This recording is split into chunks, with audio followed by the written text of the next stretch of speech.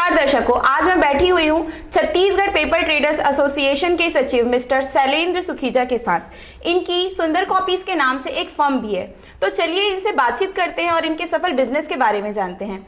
नमस्कार शैलेंद्र जी, सबसे पहले मैं चाहती हूँ कि आप अपने फर्म के स्थापना के बारे में बताइए। विगत 27 सालों से इस बिजनेस को हम कंटिन्यू करते आ रहे हैं। इस व्यापार को शुरुआत में हमने बहुत छोटे सिरे से स्टार्ट की थी। आज की तारीख में ये पूरे छत्तीसगढ़ में बहुत पहचाना हुआ नाम है। ये 27 सालों की मेहनत का हमारा ये फल है। जब एक बच्चा अपनी पढ़ाई लिखाई पूरी करके घर से बाहर निकलता है पैसे कमाने के लिए, तो उसके पास दो रास्ते होते हैं, एक होती है नौकरी, एक होता है बिजनेस। आपने बिजनेस में ही आने के लिए क्यों चुना? पेपर का हमारे फ्रेंड्स का शुरू में पेपर ट्रेडिंग का काम था, तो उसको देख के मेरे को भी लगता था कि आगे चल के मैं बिजनेस ही करूँगा। और दूसरा, मेरा जो बचपन कह लो, चाहे जवानी के टाइम कह लो, या जो भी जिस समय आदमी रहता है, पढ़ाई में मेरा कम ध्यान, मेरा स्पोर्ट्स में ज़्यादा रुचि थी। मैंने क्रिकेट भी खेला, लॉन टेनिस भी खेली, बैडमिंटन भी खेली। तो स्पोर्ट्स में जो आदमी रहता है इन्वॉल्व, तो वो स्टडी उतना अच्छी तरीके से नहीं कर पाता है। तो मेरे शुरू में स्पोर्ट्स का रुझान के कारण मुझको बिजनेस में ही आना था, मैंने डिसाइड कर लिया था। और मेरे को फिर ध्यान में ही पेपर ट्रेडिंग का बिजनेस आ गया, तो फिर मैंने उसको तुरंत ही चालू किया।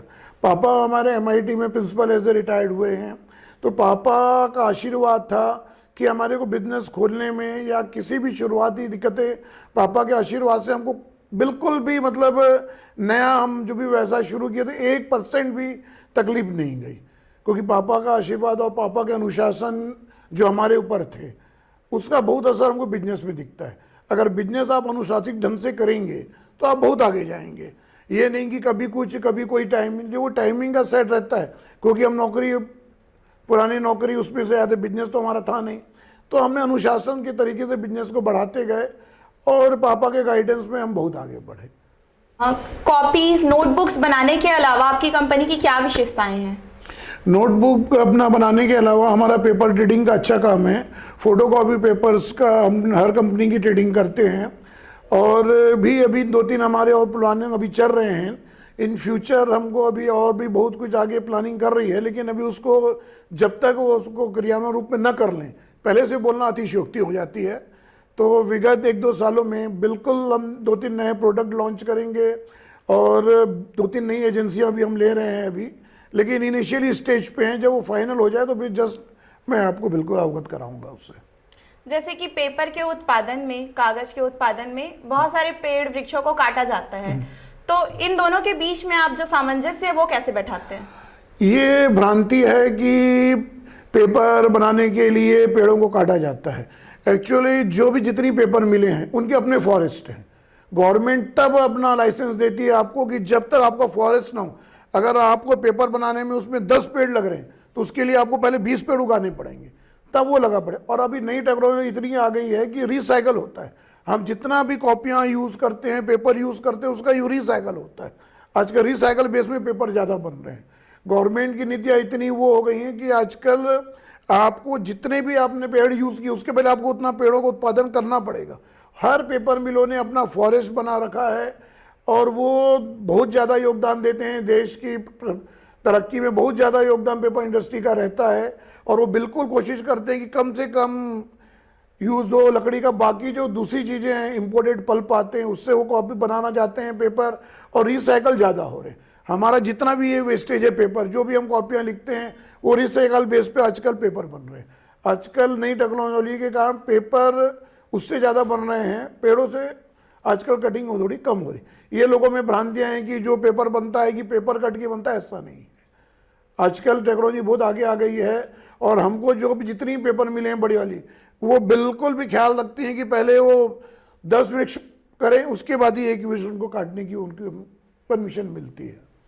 अभी आपने रिसाइकलिंग की बात की, तो आपकी कंपनी के माध्यम से रिसाइकलिंग का भी काम किया जाता है? नहीं, ये बहुत अपना हायर लेवल का, नेशनल लेवल या कह जाए इंटरनेशनल लेवल का काम है, लेकिन हमारा भी उसमें योगदान रहता है, क्योंकि वो जो रिसाइकल करके पेपर बनाते हैं, वो हम उनको यूज़ करके वो हम उनसे परचेज करते हैं। अगर हम ही नहीं परचेज करेंगे तो वो कैसे बना पाएंगे?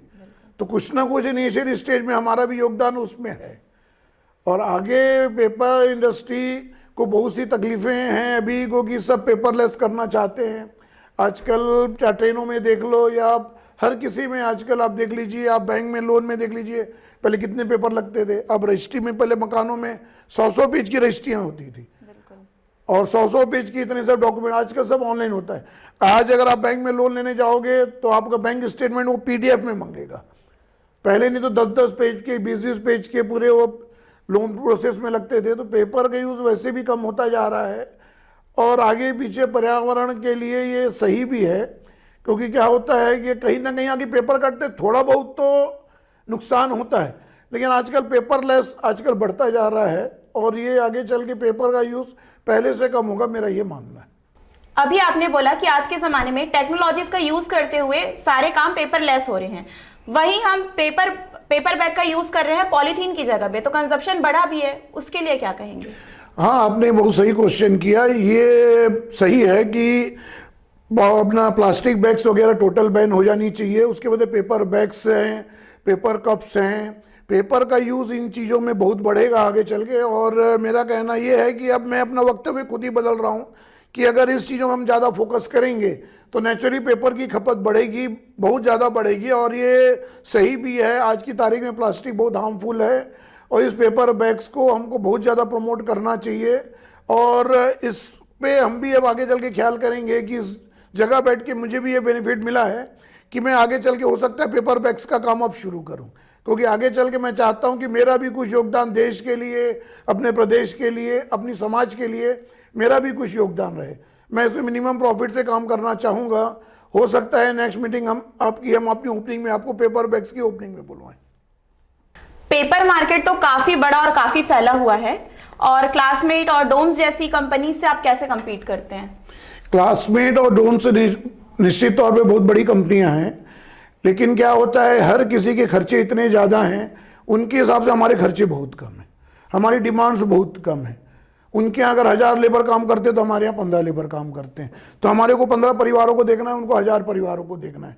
तो कंपटीशन तो होता है, लेकिन क्या हो जाता है आपके खर्चे, आपकी क्वालिटी और आपके रिलेशन, जो हमने इतने पुराना व्यवसाय जो हम तब 32-33 सालों से करते आ रहे हैं, तो हमारे सामने क्लास में डोम इनसे कंपटीशन होता है। लेकिन कहीं हम उनकी जगह से हम 20 भी बैठते, क्योंकि हमारा ग्राहक से पर्सनल रिलेशन है, ग्राहकों से हमारा पर्सनल इंटेंशन है। वो कंपनी वाले उनके आदमी आ सकते हैं, कंपनी का ओनर तो आपसे मिलने आएगा नहीं, तो वो एक अच्छा फर्क पड़ता है। लेकिन हर चीज़ की अलग अलग डिमांड है, हर चीज़ की अलग अलग डिमांड। छत्तीसगढ़ी पिक्चर छत्तीसगढ़ में अच्छी चलती है, सलमान खान की पिक्चर बॉम्बे में अच्छी चलती है, साउथ में साउथ की पिक्चर अच्छी है, तो वैसी वो नेशनल लेवल के, लेकिन हम छत्तीसगढ़ के हैं। अगर क्लासमेट और डोम्स को अगर वो अपन नेशनल लेवल पे देखा जाए तो हम छत्तीसगढ़ लेवल पे हैं, लेकिन उनसे कंपटीशन हो जाता है। उनके कस्टमर DPS बड़े बड़े स्कूल से, और हम मीडियम स्कूल को सप्लाई करते हैं, तो कस्टमर बिल्कुल डिफरेंस है। और हमको कभी उनसे कंपटीशन का कोई भी किसी भी प्रकार से कोई फ़र्क नहीं पड़ता, इसलिए कि हमारे खर्चे बहुत कम हैं। उनके TV एड्स हैं, उनके खर्चे बहुत ज़्यादा है, हमसे बहुत ज़्यादा खर्चे हैं, उनको प्रॉफिट्स भी ज़्यादा चाहिए और हमको कम प्रॉफिट्स में हमारा काम हो जाता है। सर, पेपर बनाने का एक जो पूरा प्रोसेस होता है, रॉ मटेरियल से लेके पूरी डिलीवरी तक, उसके बारे में बताइए।